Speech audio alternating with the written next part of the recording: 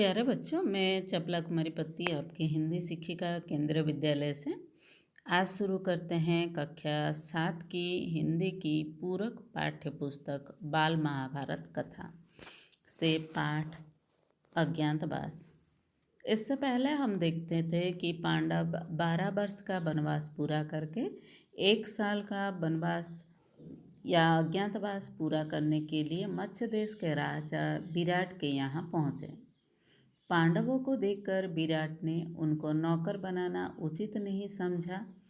उनके बहुत आग्रह पर और विश्वास दिलाने पर उनको सेवा में रखा और मनपसंद कार्य उनको दे दिए। राजा विराट के यहाँ युधिष्ठिर ने अपना नाम कंक रखा। वह जुआ, शतरंज आदि खेलों के द्वारा राजा विराट का मनोरंजन करता थे।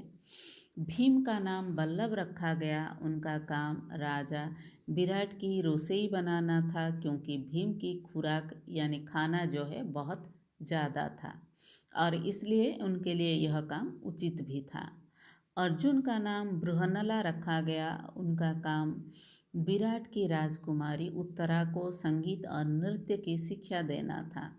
अर्जुन को यह कलाएं गंधर्वों ने सिखा दी थी। नकुल का नाम ग्रंथिक रखा गया और उसने घोड़े की रखवाली का काम संभाला, क्योंकि नकुल को घोड़े की अच्छी परख थी। सहदेव का नाम तंतीपाल रखा गया। उनका काम चरवाहे का काम था।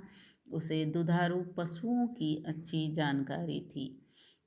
द्रौपदी विराट की पत्नी सुदेशना की सेवा शुश्रूषा करती हुई रानीवास में सरेंद्री के नाम से काम करने लगी। रानी सुदेशना का भाई कीचक बड़ा ही बलिष्ठ और प्रतापी वीर था। मत्स्य देश की सेना का वही नायक था। उसकी शक्ति से विराट भी दबे हुए थे। द्रौपदी के साथ छेड़छाड़ करने के दंड स्वरूप वह भीम के द्वारा मारा गया था। इस समाचार को सुनकर दुर्योधन ने अनुमान लगाया कि कीचक को भीम ही मारा होगा। अतः पांडवों की खोज में विराट के मत्स्य देश पर हमला करने का निर्णय लिया। अपनी पुरानी शत्रुता का बदला लेने के लोभ में तिगर्त देश के राजा सुशर्मा ने मत्स्य देश पर दक्षिण से हमला करने की जिम्मेदारी ली। दूसरी ओर से हमला दुर्योधन को करना ये निश्चय हुआ। मत्स्य देश के दक्षिण हिस्से पर तिगर्त देश की सेना ने आक्रमण करके गायों के झुंड अपने कब्जे में कर लिए। युधिष्ठिर के प्रस्ताव पर अर्जुन को छोड़कर चारों पांडव विराट के साथ युद्ध करने चले गए। विराट को सुशर्मा ने बंदी बना लिया। तब युधिष्ठिर भीमसेन से बोले, भीम, विराट को अभी छुड़ा कर लाना होगा और सुशर्मा को दंड देना ही होगा। यदि तुम सदा की भांति सिंह की गर्जना करने लगे तो तुम्हें तुरंत पहचान लेंगे। इसलिए सामान्य लोगों की तरह तुम रथ पर बैठकर बाण चलाओ और इसके सहारे युद्ध लड़ो। थोड़ी देर की लड़ाई में भीम ने विराट को छुड़ा लिया और सुशर्मा को कैद कर लिया। राजा की जीत सुनकर पूरे नगर में प्रसन्नता छा गई। तभी उत्तर की ओर से दुर्योधन ने आक्रमण कर दिया। राजकुमार उत्तर कौरव सेना को देखकर घबरा गया। द्रौपदी, जो सरेंद्री के नाम से थी, वह प्रस्ताव दी कि बृहन्नला यानी अर्जुन को उत्तर का सारथी बनाया जाए। उत्तर के घबराने पर अर्जुन ने कहा, राजकुमार, घबराओ नहीं, तुम तो सिर्फ घोड़े की रास संभाल लो। उत्तर को सारथी बनाकर अर्जुन युद्ध को तैयार हो गया। द्रौपदी को विश्वास हो गया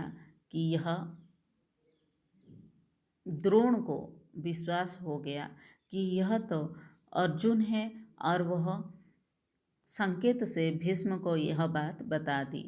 यह चर्चा सुनकर दुर्योधन कर्ण से बोला, हम तो इस बात से क्या मतलब अभी कि भेष में कौन है? मान ले कि वह अर्जुन ही है, फिर भी हमारा ही तो काम निकलेगा। शर्त के अनुसार उसे फिर से 12 वर्ष का वनवास भुगतना पड़ेगा।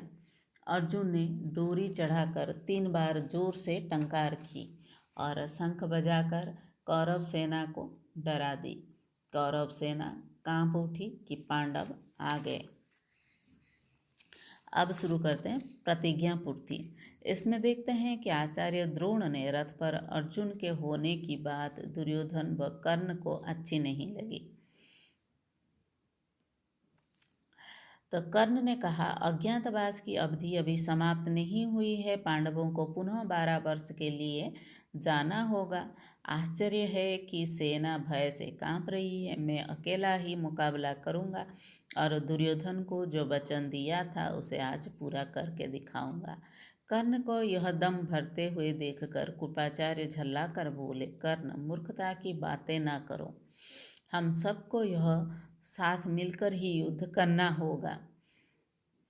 यह सुनकर कर्ण को गुस्सा आ गया। वह फिर से कहने लगा, आचार्य, आप अर्जुन की प्रशंसा करते कभी नहीं थकते। अर्जुन की शक्ति को बढ़ा चढ़ा कर बताना आपका एक अभ्यास हो गया है और ना पता नहीं कि आप भय से ये कह रहे हैं। अर्जुन को बहुत ज़्यादा स्नेह करते इस कारण कह रहे हैं। जो भी हो, मैं अकेला ही अर्जुन को हरा दूंगा। यह सुनकर अश्वत्थामा ने कहा, कर्ण, तुमने कुछ नहीं किया है, अभी तक सिर्फ डींगे मार रहे हो। इससे समय मत गवाओ, युद्ध करो। इस वाद विवाद को देखकर भीष्म भी खिन्न हुए, बोले कि यह आपस में बैर विरोध करने का समय नहीं है। अभी सबको एक साथ मिलकर शत्रु का मुकाबला करना है। भीष्म ने दुर्योधन को बताया कि प्रतिज्ञा का समय कल पूरा हो चुका है, तुम लोगों को गणना में भूल है। तो दुर्योधन ने कहा, पूज्य पितामह, मैं संधि नहीं चाहता हूँ। राज्य तो दूर रहा, मैं तो एक गांव तक पांडवों को देने के लिए तैयार नहीं हूँ। यह सुनकर युद्ध के लिए कौरव सेना व्यूह रचना करने लगी। अर्जुन ने 2-2 बाण आचार्य द्रोण व पितामह भीष्म की ओर इस तरह छोड़े जो उनके चरणों में जाकर गिरे। अर्जुन ने कर्ण को घायल कर दिया, अश्वत्थामा को हरा दिया, द्रोणाचार्य को निकल जाने दिया, दुर्योधन को मैदान से भगा दिया। भीष्म ने सेना लौटने की सलाह दी। कौरव सेना हार मानकर हस्तिनापुर लौट गई। इधर युद्ध से लौटते हुए अर्जुन ने कहा, उत्तर, अपना रथ नगर की ओर ले चलो। तुम्हारी गाय छुड़ा ली गई है, शत्रु भी भाग खड़े हुए हैं। इस विजय का यश तुम्ही को मिलना चाहिए, इसलिए चंदन लगाकर और फूलों का हार पहनकर नगर में प्रवेश करना। अर्जुन बृहन्नला का रूप से फिर से सारथी बन गए। दूतों द्वारा नगर में खबर भेज दी गई कि राजकुमार उत्तर की विजय हुई है। विराट का भ्रम। सुशर्मा पर विजय प्राप्त कर राजा विराट जब नगर में आए तो मालूम हुआ कि राजकुमार उत्तर कौरव से लड़ने गए हैं। राजा विराट बहुत चिंतित हो उठे। युधिष्ठिर ने राजा को शोकातुर देखकर दिलासा देते हुए कहा, आप राजकुमार की चिंता ना करो, बृहन्नला सारथी बनकर उसके साथ गई हुई है। कंक के इस प्रकार के बात से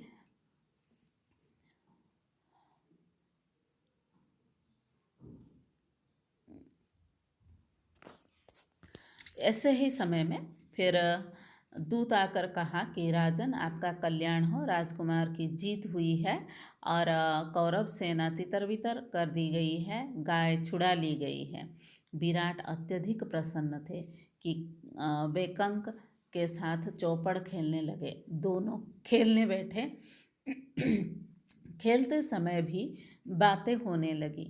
देखा राजकुमार ने कैसे विख्यात कौरव सेना को अकेले ही हरा दिया, ये विराट ने कहा।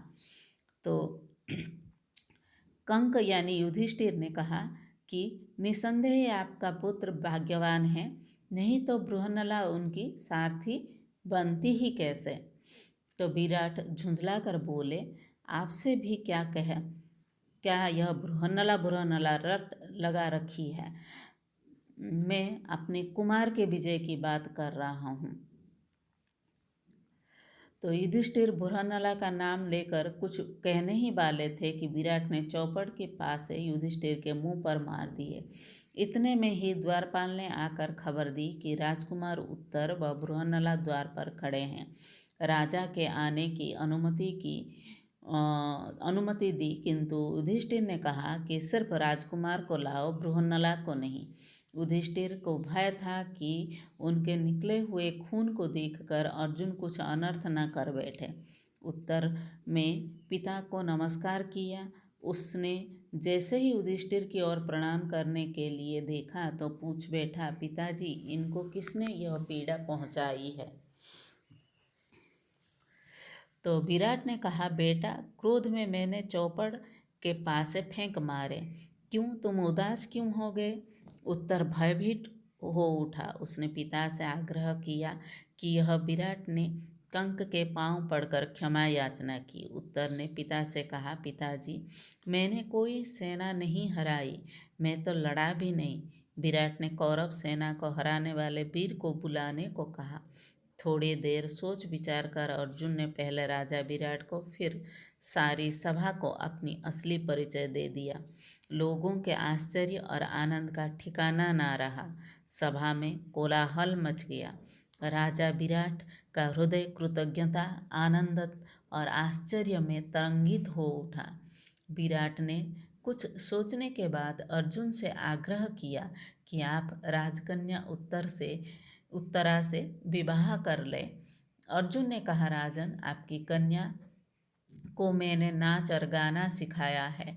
मेरे लिए वो बेटी के समान है। इस कारण यह उचित होगा कि आप मेरे पुत्र अभिमन्यु से उसका विवाह करा दें। इस मध्य दुर्योधन के दूत आए, जिन्होंने कहा कि महाराज युरोधन ने कहा है कि प्रतिज्ञा पूरी होने से पहले अर्जुन पहचाने गए हैं, अतः शर्त के अनुसार आपको 12 वर्ष और वनवास फिर जाना होगा। इस पर युधिष्ठिर हंस पड़े, बोले, दूतगण, शीघ्र ही वापस जाकर दुर्योधन को कहो कि वह पितामह भीष्म और जानकारों से पूछकर इस बात का निश्चय करे कि अर्जुन जब प्रकट हुआ था तब प्रतिज्ञा की अवधि पूरी हो चुकी थी या नहीं। मेरा यह दावा है कि 13वां वर्ष पूर्ण होने के बाद ही अर्जुन ने धनुष से टंकार की थी।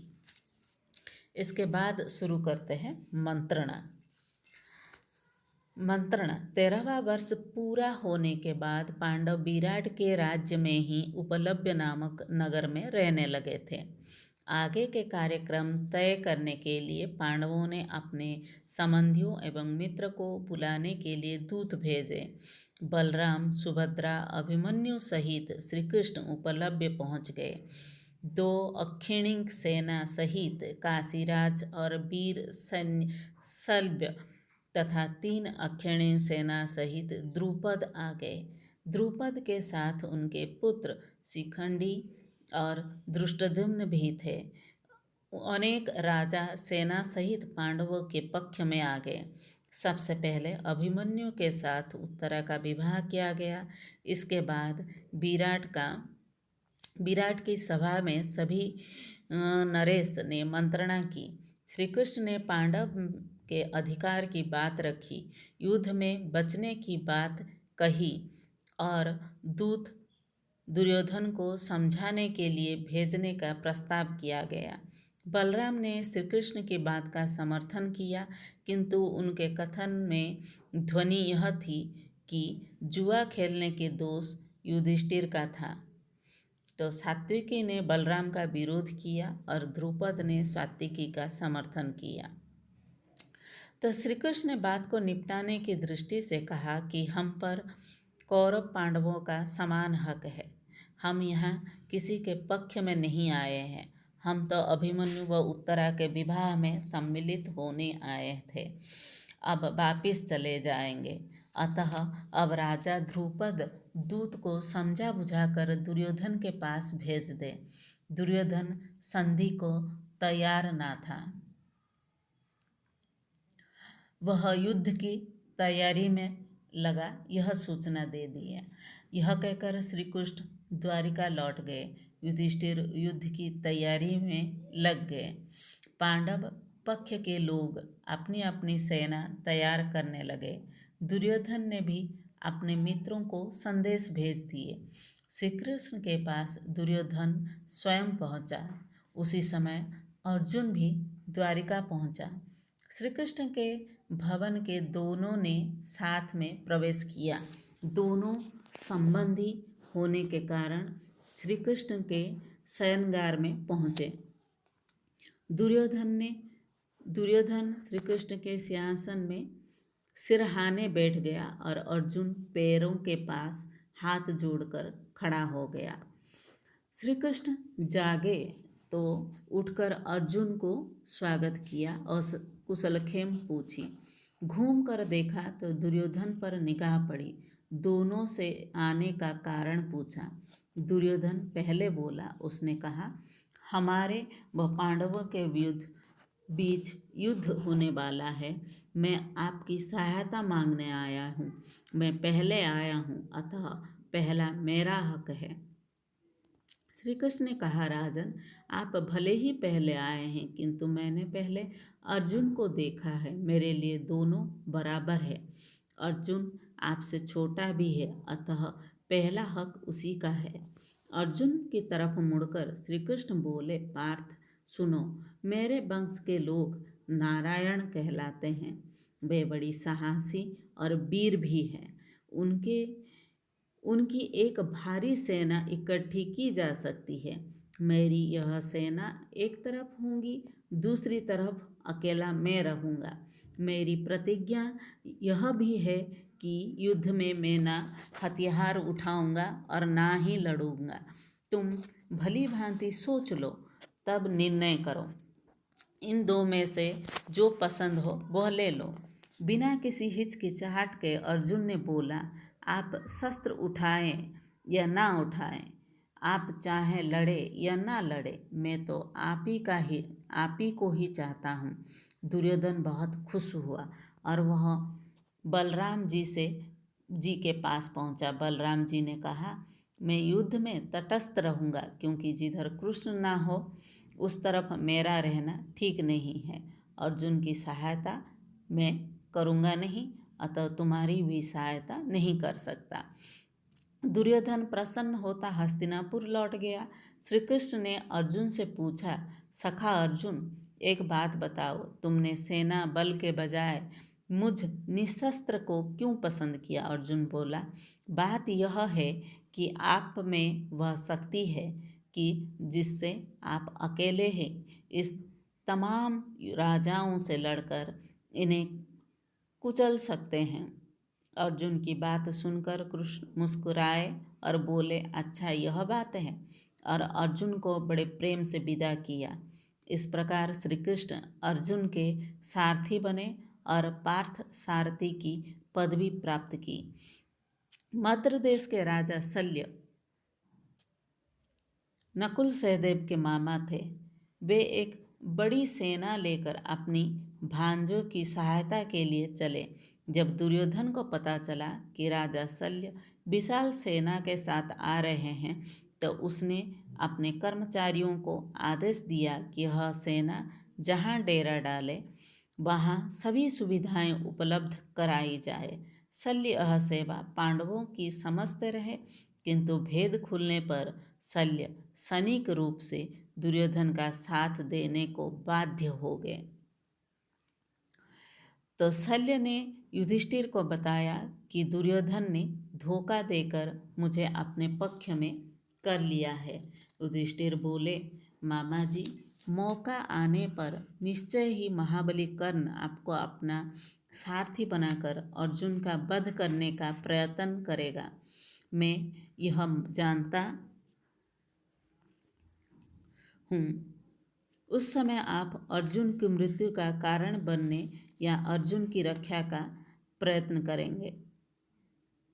महाराज ने कहा, बेटा युधिष्ठिर, मैं धोखे में आकर दुर्योधन को वचन दे बैठा, इसलिए युद्ध तो मैं मुझे उसकी ओर से करना होगा, पर एक बात बताए देता हूँ कि कर्ण मुझे सारथी बनाएगा तो अर्जुन के प्राण की रक्षा ही होगी। उपलब्ध में महाराज युधिष्ठिर और द्रौपदी को मद्रराज शल्य ने दिलासा दिला दिया और कहा कि जीत उन्हीं की होती है जो धीरज से काम लेते हैं। युधिष्ठिर, कर्ण और दुर्योधन की बुद्धि फिर गई है। अपनी धृष्टता के फलस्वरूप निश्चय ही उनका सर्वनाश होकर रहेगा। अब शुरू करते हैं राजदूत संजय। युद्ध की तैयारी में पांडव पक्ष ने 7 व कौरव पक्ष ने 11 अक्षौहिणी सेना तैयार कर ली। युद्ध रोकने के प्रयास में युधिष्ठिर ने पांचाल नरेश के पुरोहित को राजदूत बनाकर हस्तिनापुर भेजा। दूत ने महाराज धृतराष्ट्र से कहा कि युधिष्ठिर लड़ना नहीं चाहते, वे समझौते के अनुसार अपना हिस्सा चाहते हैं। भीष्म ने युद्ध दूत के कथन का समर्थन किया, किंतु